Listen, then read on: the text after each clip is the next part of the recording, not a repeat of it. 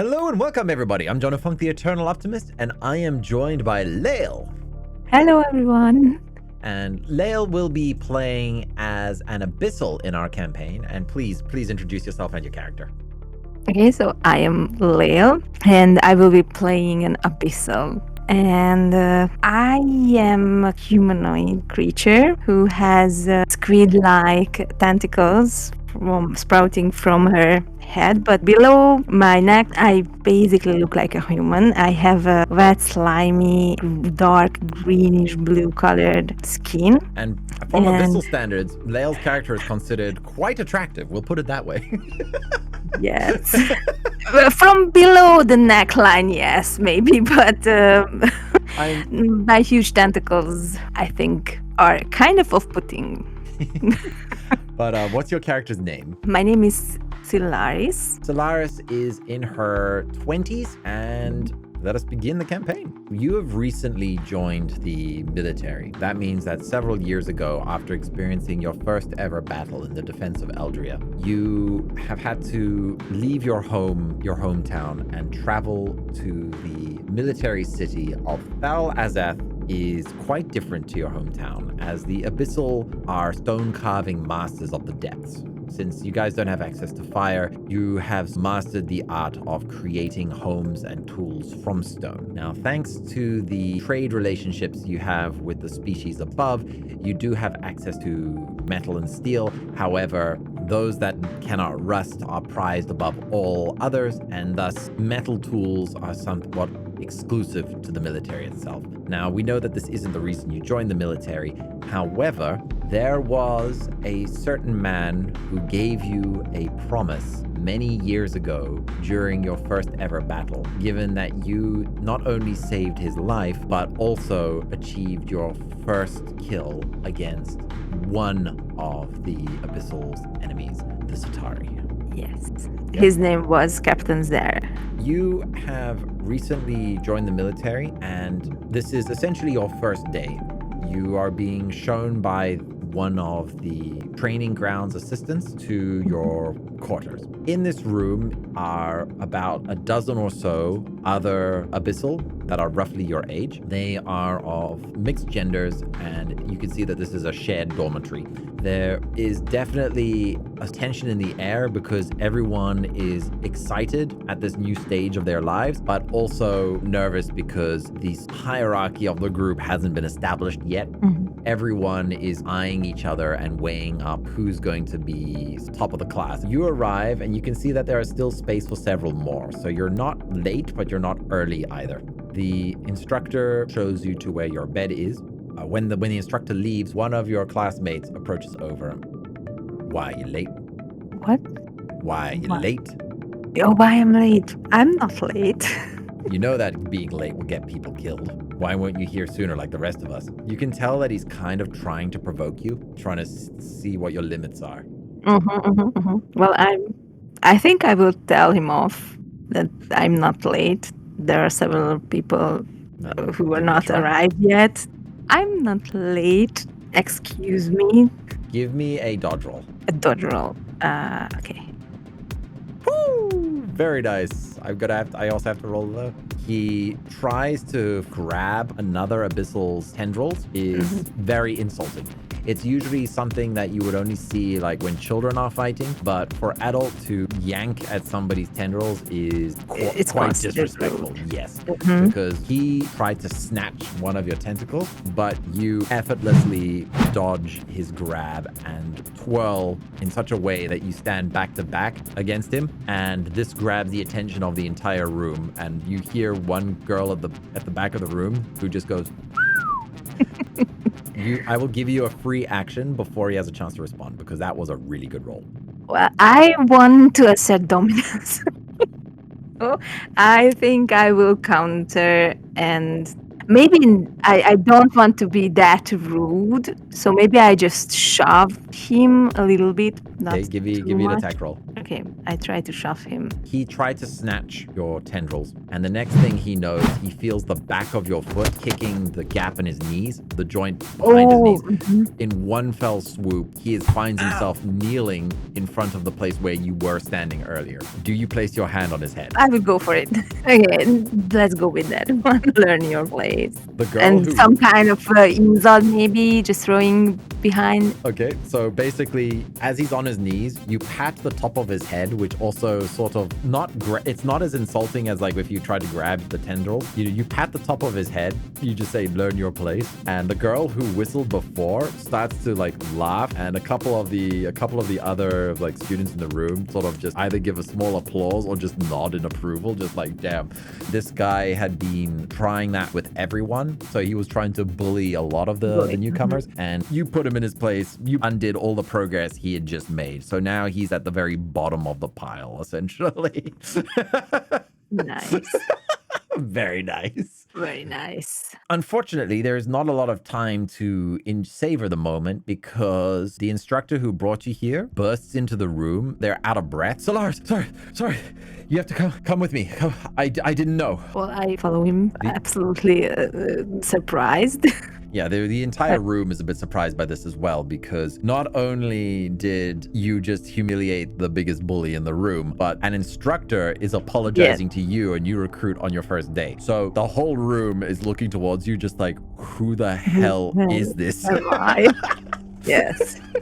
The instructor is now walking at, I say walking, but it's more like a type of swimming. It's essentially your equivalent of walking, but a brisk pace. You are traveling through the stone halls and the lamps that are illuminated from the lava floor. The abyssal cities have rows of stonework with glass inserts that have magma columns from the bottom of the ocean that illuminate their buildings and cities. As you're walking down this corridor and the various lamps in the stone are revealing the way, you can sense a nervousness coming from the instructor as you're brought out of the boot camp area and taken straight across to the strategic officer building.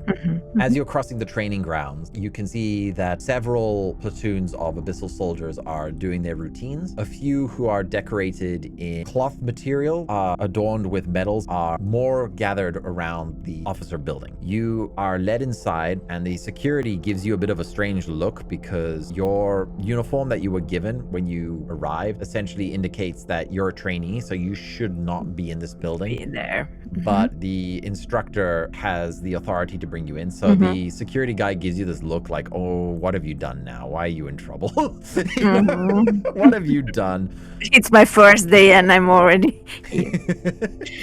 You're led through the officer academy and you can see now Hey, that... Can I ask the instructor where are we heading and what's this all about? Sure. The instructor looks towards you. Keep your voice down. You can talk normally when we're in the training rec room, but in the officer's building, we only speak when necessary. Okay. So the instructor leads you through. There are other officers of lower rank around, but they are also talking in whispers. You hear a loud bang coming from one of the rooms up ahead, and it's the same room where you are going to be, where the instructor has brought you. The door is a series of stones, like pebbles that have been strung through a netting. So essentially this netting is passed, and as you enter into the room, you can see that there is a stone table that has a pile of stone tablets, because obviously the abyssal can't use paper underwater, so everything has to be carved in sandstone. Yes. Wonderful, isn't it? Underwater societies are great. Taking notes in school. Hard work. Yeah. So there's a pile of tablets. Does mean is that the abyssal writing language is incredibly efficient. Like, imagine an extreme form of shorthand, and you can see that the bang that you heard before was one of the tablets shattered against the wall. The remains of it are on the floor, and a bit of like dust that came from it is drifting. Someone's angry. When you enter the room, you see an old face that you remember. It was Captain Zer. The scar from the wound of the Centaur that you and him fought still can be seen along his sort of exposed shoulder. He took a harpoon to his right shoulder first, and then the second harpoon shot hit his belly. He looks at you and he goes, Sylaris, it has been far too long, as he comes across the room and he offers you a handshake. Yeah, I definitely shake his hand. As you shake his hand, he pulls you in and gives you a hug with a pat on the back. The instructor is very surprised by this.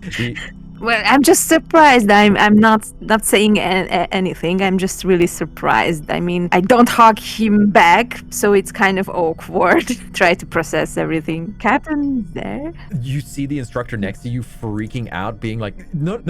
It's Commander Zur now. I ask you not to put your hands on our new trainees. I will have to take you to HR if you keep this up. Commander Zur bursts out into a laughter, like almost impressed by the newfound courage that the instructor had. You get the sense that the two of them are sort of on friendly terms, so the threat of basically reporting him for giving you a hug is more of just a joke, but at the same time, he also lets go of you, walks back towards his desk. You've just learned that he actually got promoted in the years since you saw him.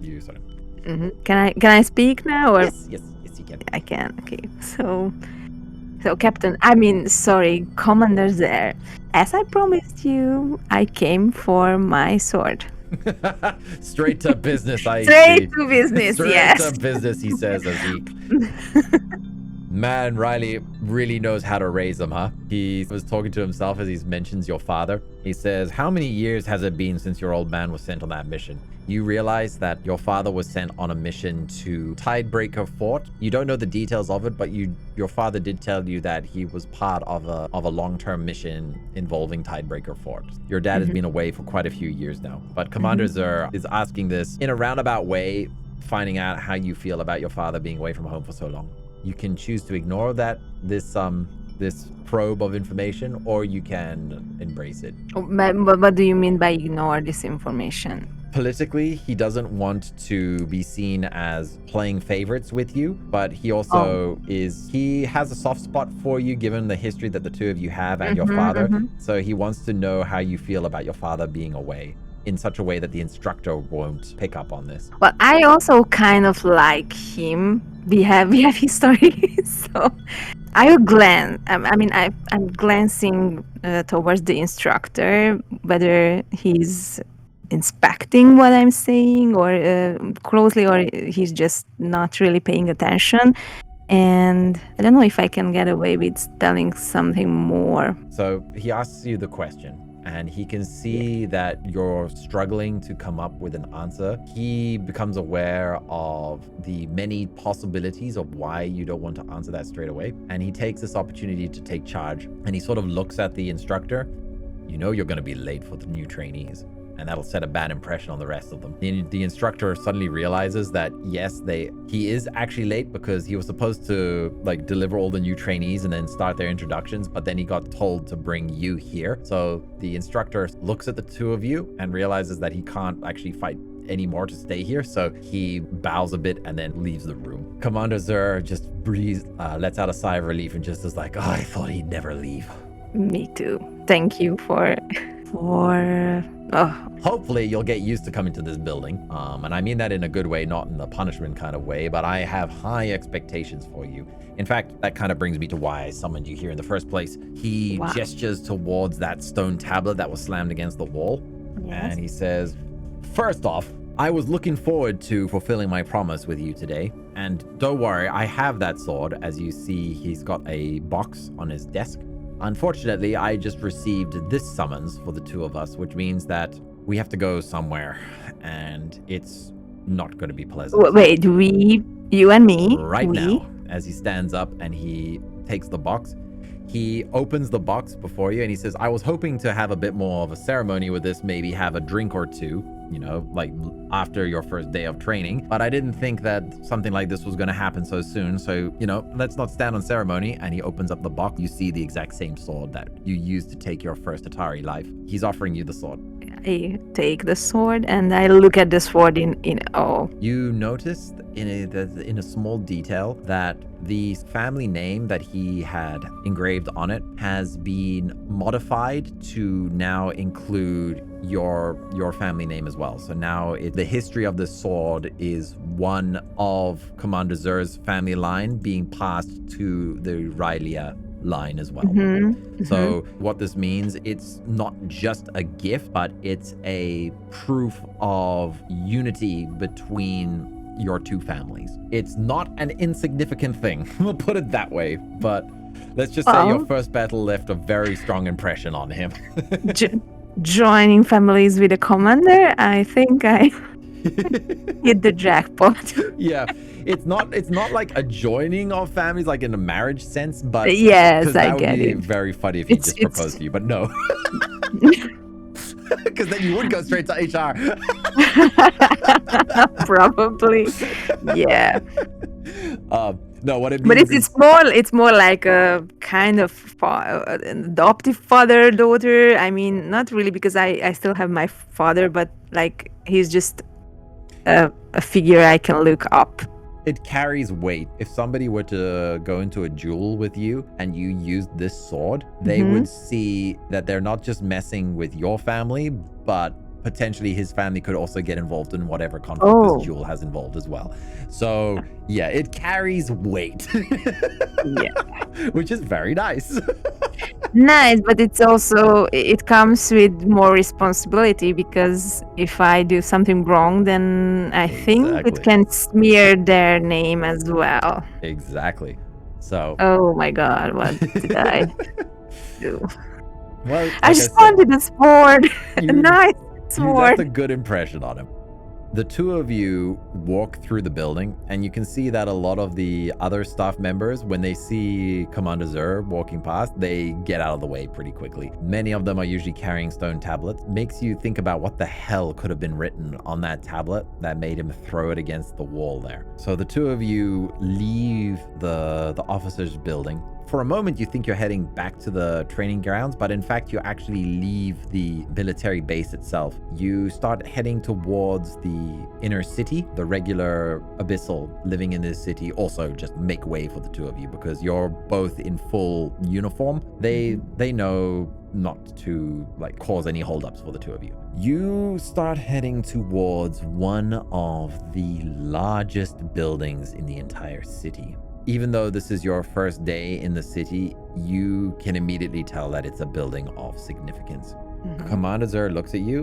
When you're with me, you don't have to worry about anyone else telling you what to do. However, when we're in front of the lords, you can only speak when spoken to. All right, got it. I wanted to ask him where we are going and ask him for more information. Give me a charisma roll.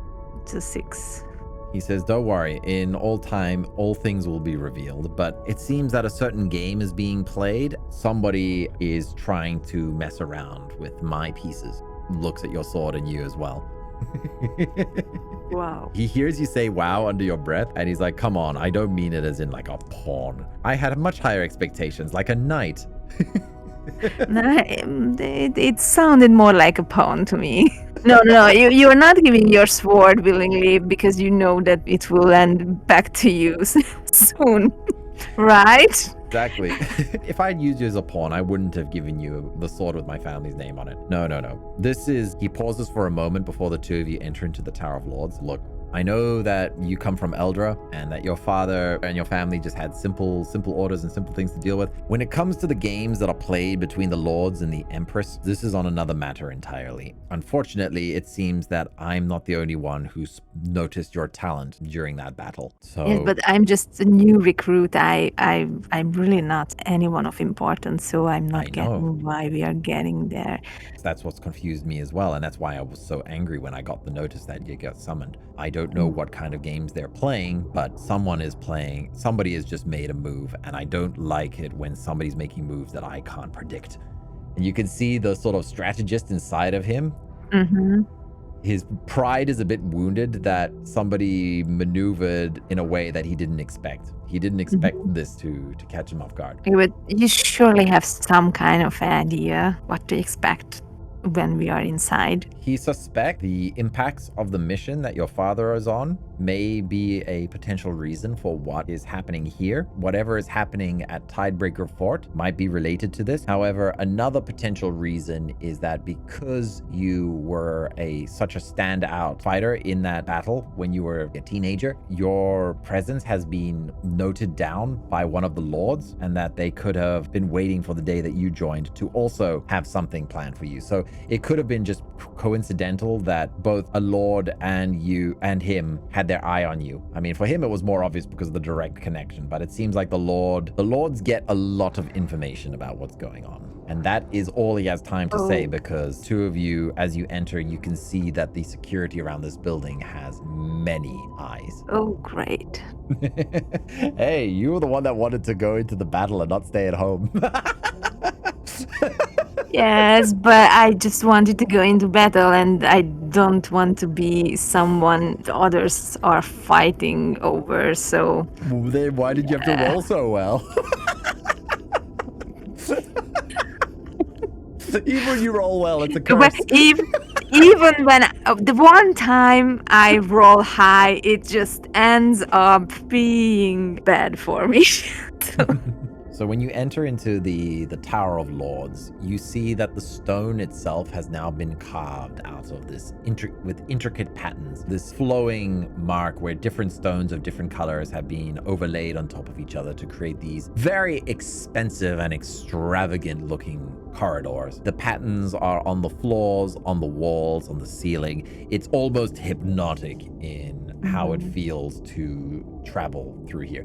You notice that Commander Zur is walking at a much slower pace, and he puts out a reassuring hand, says, "Do not go quickly through the Tower of Lords." Give me a stamina roll. When he tells you this, you notice that your stomach had been feeling a little uneasy, and pattern that had been carved into the wall. When you travel quickly through the corridor, it creates this nauseous feeling in your stomach. It's a security mechanism. If anybody tries to break in or break out, they can't move quickly without throwing up and collapsing. Oh. The lords don't move fast for any reason. So yeah, you have to go slowly, which you can imagine is a nightmare for the staff because they don't ever want to be late or miss their food. So they have to like move quickly with their eyes closed. As you're traveling through this corridor, you go through a winding stairs because the building itself doesn't have any windows. It doesn't have any points of vulnerability as easily as that. It's a fortress that has been built, but it's also a grand and well-decorated fortress.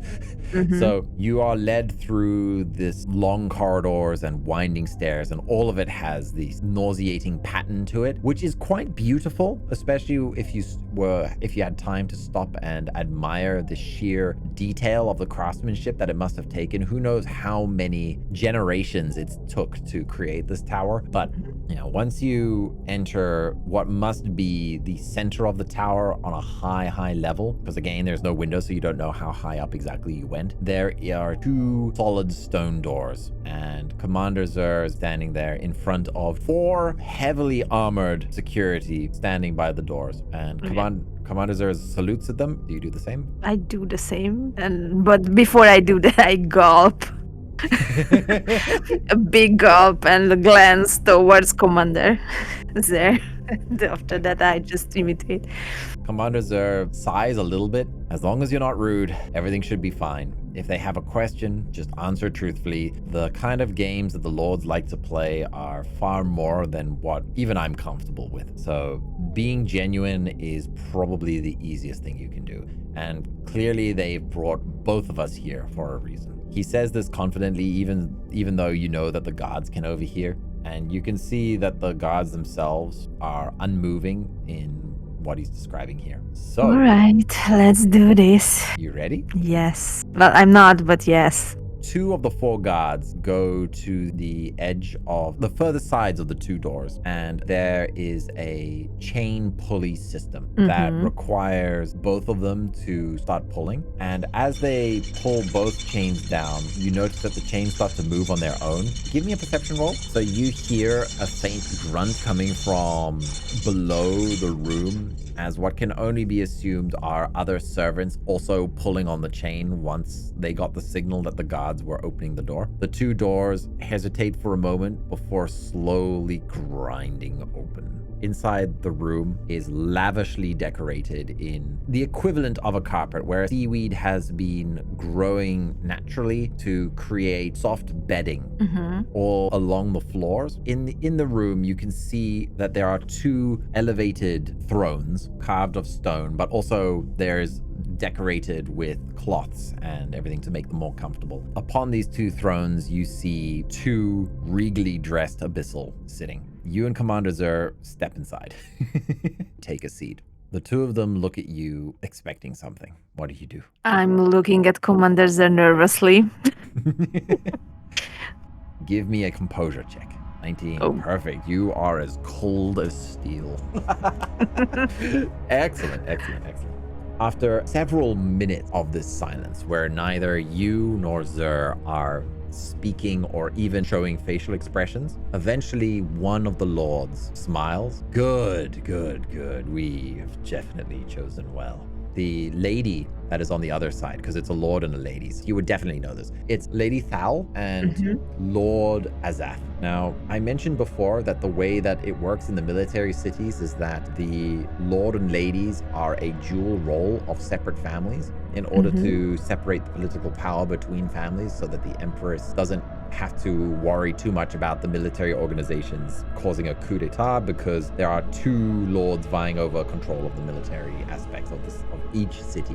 Lady Thal and Lord Azath are the ones that are before you now. They jointly rule this entire city and all the military operations that occur from this base. It was Lord Azath that was the one that commented on your impressive display of composure. Commander Zell, you can see that his hand clenches a little bit as he's getting frustrated with this. He bows his head down. My lord and lady, I have an invasion to plan. Can we please get to the source of our business here today? You can see that Lady Thal is not impressed too much by Commander Zur's bluntness, but Azath seems to enjoy this again as he just laughs and says, yes, I know, but this was important. There was meaning behind this. As you know, Lady Thal and I, we don't do anything without meaning.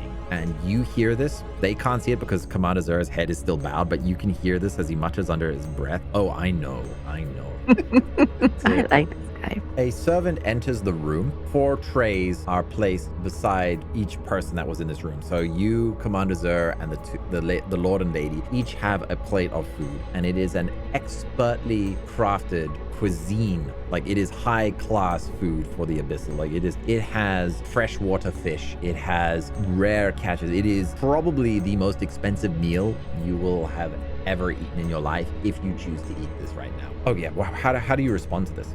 I'm really confused. That's why I'm here, why I'm given this exquisite dinner, and what's all this about. But I'm not touching the food yet, so I'm just really looking around, confused, not showing it on the outside. Commander Zur looks at the food himself as well. Thank you for the meal. I assume that you two are also hungry, as he looks at both the Lord and the Lady, and he says, "Please give us permission to start." And the lady just waves her hand. Zur begins to very politely eat his meal and is signaling towards you that you should do the same. And can I just whisper under my nose that is this safe to eat?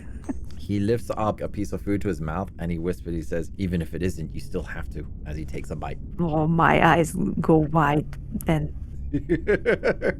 What? I'm saying with my mouth closed as much as I can to the Lord and the Lady not to notice that we are speaking without the permission. So don't worry, they're eating their own food as well. So they're enjoying the flavors. Oh, okay. So they are not they're not laser focused on us. Okay, then I will just what? Are you for real? Remember, everything they do has meaning, as he continues to eat. But what if they are trying to poison you? Yes, it is poisoned. Sorry. The thing is, because you predicted this, I am going to give you got to give me an intelligence roll here. Give me an instinct roll. You get the feeling that the freshwater fish or the deep sea urchin is the one that has been poisoned. So which one are you not going to eat? I would go with the urchin because it's what I'm thinking. The freshwater fish is such a rarity here that they wouldn't ruin it with poison. So I will eat that one and leave the urchin. You consume all of the food except for the sea urchin, and by the time you finally finish, and you notice that Commander Zur has also done the same. You notice that he slowed down his eating to give you more time to get through the meal. He was copying the choice that you made, but you do notice that he intentionally slowed down. You also notice that both the lords. Yeah, that's what I would. Yeah. Can I see what they are eating, or they are just a bit they too are far? elevated above you because they're on the granite chairs. But I'll let you know now. They basically ate everything. Okay. They were watching you as you were finishing your food, and they noticed that you avoided the sea urchin. The Lady Thal gets out of her chair and she jumps out of her chair gracefully and just lets gravity drift her straight towards you, almost in one elegant sweeping motion from her elevated position. She gracefully lands down, almost like her front toes touch the seaweed carpet flooring. As she lands straight in front of you, she leans forward, her nose is about to touch yours, and she says, "Why did you leave the sea urchin?" I don't like it. Give me a composure roll. You pass your composure, so now you've got to give me a manipulation check. She smiles slightly and she says, "Oh, you can do better than that. Come on, you were doing so well." No, I'm sorry, milady, but I don't eat sea urchins. I have a really bad reaction to urchins. So thank you very much for your generous meal, but I'm full already, so I have to refuse. Thank you. Commander Zur bursts out laughing, and you see the lady whip her head towards him in his direction. She was enjoying herself watching you sort of squirm, but when he bursts out laughing, it disappoints her immeasurably because he's ruining her fun. And he says, "Yeah, I too also have an allergy to poisons." He just straight up calls it out. And I'm just looking at him slowly, turning my head towards him and just written on my face, "What are you doing?" She's the ruler here. What are you doing? Azath, meanwhile, just sinks into his chair and he folds his arms, but he has a very smug look on his face where he's just like, Meanwhile, Lady Thal, the fury that was in her eyes is immediately snapped back into place as she refuses to let Commander Zur get the better of her. And she elegantly walks around between the two of you, between you and Commander Zur. And she, again, just speaks out loud. This time she's got more distance and there's a coldness in her voice where she was saying, "You did well to hold your composure when in the presence of such high lords. You were smart enough to be aware of the potential danger of accepting gifts from anyone, and you were cunning enough to gracefully try to turn it down. However, you're not believable enough in your lies yet." Again, you have no idea what it is that she's up to, but you can tell that she's evaluating you. Azath now, he also gets out of his chair, but instead of jumping down, he just walks down from where he is up high, and he approaches Thal and he says, "Don't be too harsh on her. This is literally a trainee's first day, and I would say that she's done exceptionally well, especially given that the hardest test of all was actually telling that there was poison to begin with." And Lady Thal says, "Doing well is not great, and I only expect greatness." And Azath is like, come on. Are you telling me that you could find anyone else from the new recruits who could have achieved this? And Thales pauses for a moment and says, "If I was bothered to look, maybe." Commander Zur is very quiet while these two lords are essentially not dancing around the two of you, but they're walking in circles. You get the feeling like you've seen this with the sharks when they circle prey before. Is there anything you want to say or do, or what are you thinking? I'm thinking a lot of things. What are you thinking? What are you thinking? Whether it's safe to say something to Lady Thal, or maybe it's better to shut up and just watch what unfolds here. I don't think I will say anything for now. I'm just quietly watching them sort of argue. As this is happening, you notice that they've been getting closer as they're circling around you. Lord Azath's foot is about to step on you, a dodge roll, but very nice. Very nice. You, with minimal motion, just gracefully avoid making contact with the Lord. And in fact, you rolled so well that you essentially noticed that he was observing to see how you would conduct yourself. Let's just say you left a very good impression. Like, you handled the potential situation very well there. He looks at Lady Thal, who was also observing. She decides to silently nod. The two of them return back to their chair. And at this point, you can see Commander Zur is reaching the limits of his patience.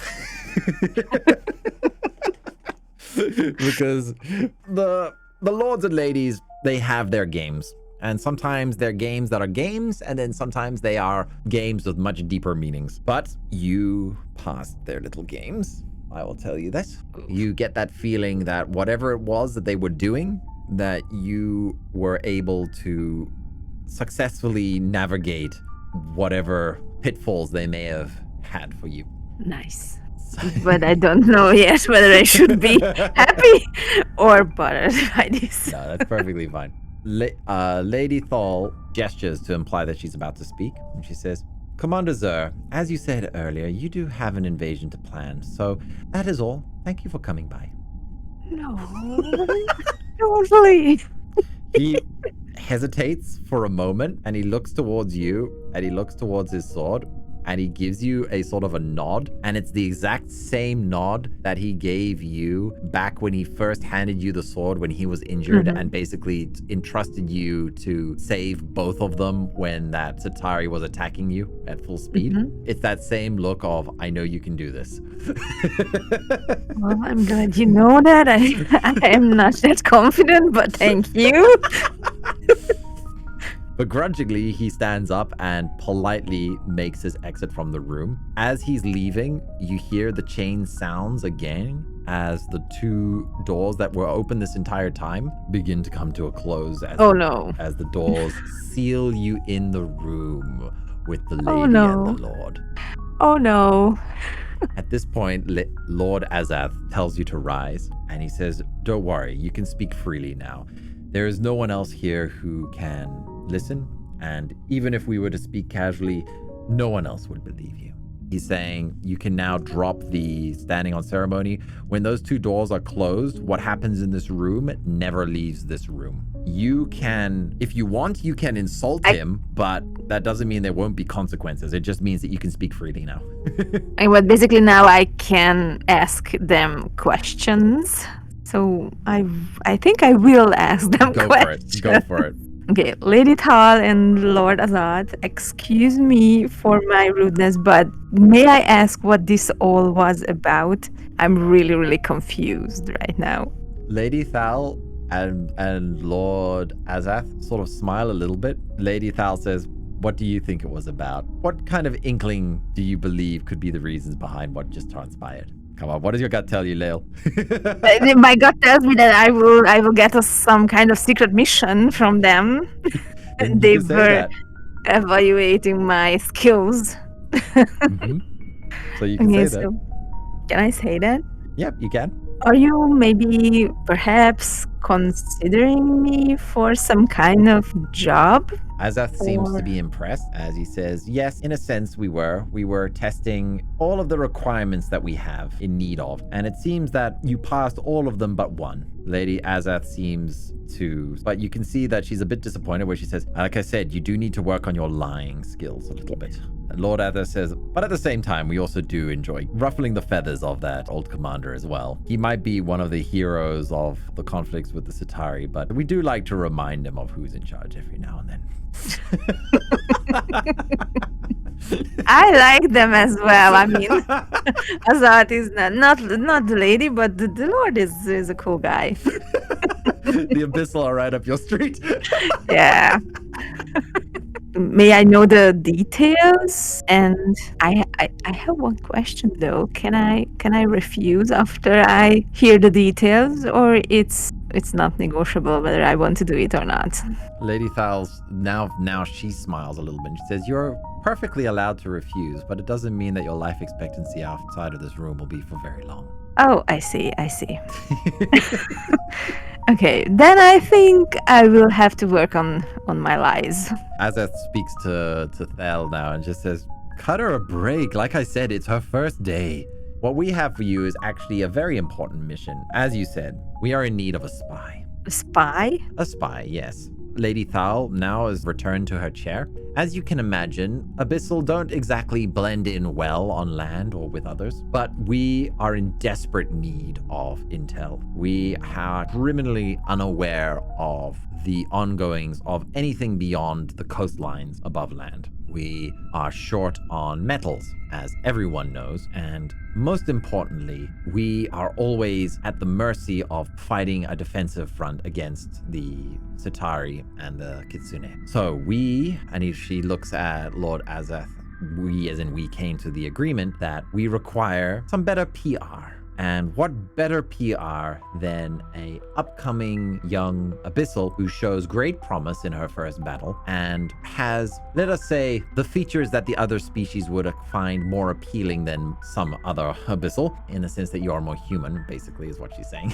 Mm-hmm. We need you to travel above land and improve the public relations of the Abyssal to the other species, to improve our reputation, and at the same time gather as much information as possible that can help us in our conflicts, and just generally about what's going on the land. She takes out a small amulet from a part of her throne, and she tosses it towards you. It drifts through the water and naturally falls towards you. Do you grab it? Yes. In your hands, you see that it is a intricately carved necklace of sea stone and thread, and you can sense that there is a spiritual energy inside of this amulet. My lady, what is this? I carved it myself. Is expecting you to admire it a little bit longer. I'm impressed. I'm. Can I just give me a manipulation roll? Insert a remark that I never thought that you were capable of. She still smiles because flattery is flattery, even if it's not genuine. Yeah, she says, "I carved it myself. It's imbued with my spirits. It will help you keep focused on your mission and protect you from the influence of outsiders." Oh, thank you. Lord Azath, though, he steps down from his throne because he also went up to fetch something, and he passes to you a vial of pure darkness. Wow. It is his very own ink of darkness. Ink of darkness. He says, "Now, obviously, do not open this while in water. However, if you can mix 1 drop of my ink of darkness with 1 drop of your own while you are thinking of the intel that you want to share, then if you were to place those 2 drops together in a river or the ocean, then that intel will naturally make its way back to me through the spirits." Oh, nice. These lords, in fact, both of them, are giving you objects that are heavily imbued with their spirits. Mm-hmm. And as we know, spirits are sort of the embers of the soul, and all spirits are traveling around the world like as wild spirits. So the fact that they are entrusting you with objects that are deeply connected to their very being is, again, of high significance, because if in the hands of the right magic user, they could potentially track down this lady and lord if with the right knowledge and spells. Oh, I just bow my head and I thank them. The lord and lady seem to be happy with their job. They take their seats once again, and they said, "Okay, we will update you now on what the current ongoings are. As you may have heard rumors, something in the ocean has been eliminating abyssal towns over the past hundreds of years. We don't know who or what it is, or if it is even they or a thing, but the abyssal towns have slowly been eradicated over the past few hundred years, and that is why almost all of our citizens have migrated to the cities. That is why we live in clusters, because we don't know exactly what it is that has been eliminating the towns. And whenever it does happen, it's the entire entire town, and heaven help us if it's an entire city that disappears next. The Kitsune front has been stagnant as always. It's a Cold War conflict. We continue to send out our songs, but it seems to not be having the effect that we wish it would. And lastly, the Centauri and Kelpie alliance, their fleets have been unusually quiet this year. We have had far less raids and even fewer of their floating cities passing by our territory. We don't know if they've discovered a new route or not, but this is concerning. So maybe they are accumulating their forces for something big, and that's why the attacks were sparser than usual? Potentially, but there is also one final piece of information, and the most disturbing as well. Oh, there's more? Okay, I'm listening. Yes. A disturbing rumor has reached our ears that a devil was spotted in Tidebreaker Fort boarding one of the Centauri and Kelpie vessels. We don't know what they are planned with this devil, or if this devil is simply passing through, but nothing good comes from working with a devil, and we want to know why. Okay. The vessel that the devil was seen boarding was heading from Tidebreaker Fort to the east and should most likely reach Lancira soon, the island of Lancira, which is to our south. So he wants me to go there? Yes, you should head in. You should probably head in that direction. But what about my training? I'm still far from a trained soldier. The more you're trained, the more obvious it is that you become connected to the military. You can do whatever it is that you believe in the best interests of our people, as long as it improves the relationship or the appearance of us to them. So if you want to claim that you are a student, you can feel free. If you want to say that you're a soldier and you believe that that will win favor in that sense, then go ahead and do that. You have a lot of flexibility on this mission. The most important things that we want to know is what is going on with this devil, what is going on in the above world, and how much you can improve our relationships with the other species, or at least our appearance, because we do need trade. All right. If you think that I will be able to make the abyssal image better in other nations, then I will try. You can help others, and you must take risks. You must put yourself in danger in order to help others, because, who doesn't love a good hero story? But do not die under any circumstances. We need that intel. Well, I will try, my lord. Oh, Lady Thal gets an idea that puts a smile on her face, and she says, and ask Commander Zer to give you his favorite Severfin shark. But I never rode a Severfin shark before. Well, experience is the greatest teacher, says Lord Azir. Hey, but they're training for years, my lord. I can't possibly learn how to ride them in several days only. Do I even have several days? Yes, you will have some time. We will inform Commander Zer that your top priority will be to learn how to ride a Severfin shark, as well as how to lie a little bit better, I think. And with that, the lords both clap in a strange pattern, and the door itself starts to open once again. And with that, you are escorted out of the room by one of the four guards. Mm-hmm. Yeah, you are taken through the corridor at a pace that is slightly faster than you would like. It's much more brisk than when Commander Zer was going through. So by the time you finally leave the tower, you feel a little bit dizzy, and almost like that luxurious meal that you ate is about to escape. Welcome to being summoned by a lord. They will wine and dine you and then make you want to throw up. If you survive the wine and dining. Yeah, that too. But okay, you survived. I survived. You are taken to the training grounds, and you're given some very basic training, private tutelage by a new instructor. You are given specialist training in martial combat, as well as, because you're going to be trained as a spy, you are given improvised training with shorter knives. So rather than traditional swords, you are given a specialty in daggers, throwing knives, and short swords, like the one that you were given by Commander Zer. Commander Zer does drop in time to time to see how your training is going, and he's also Does he know? Yes, he received the orders that he was to give you specifically his favorite Severin shark. He was ordered to essentially find an instructor who would specialize in these tactics. you are going to be given a bonus to lies, and you now have a special in dagger combat, throwing skill that you have. Yes, so you are trained up on how to ride a Severin shark. Don't worry about adding this to your skill set. It basically means you won't get a penalty when riding it. Okay. Commander Zur is a bit unhappy to see his favorite mount leave, but there's nothing you can do. When the orders come through that you have to go, you have to go. You set sail, and this is you using your training to try and find Lensira, but it's very hard. It's a huge distance, even from the city, and they said that it was close by. It's still like a 500-kilometer journey, open ocean. So you're trying to use the stars at night to navigate. You're trying to catch natural fish as for food and whatnot, but it's a long journey. And as you're traveling, give me a perception check. Plus 14. As you're traveling, you notice that there is a storm that was in the distance, and you are quite relieved to know that storm is dissipating at this point and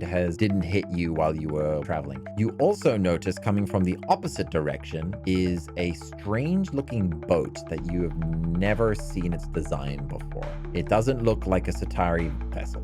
However, it is the first boat you've seen since you've left your journey. Can I carefully check the boat? I mean, just swim closer, but careful enough to not be spotted. And that's where we're going to call it for today.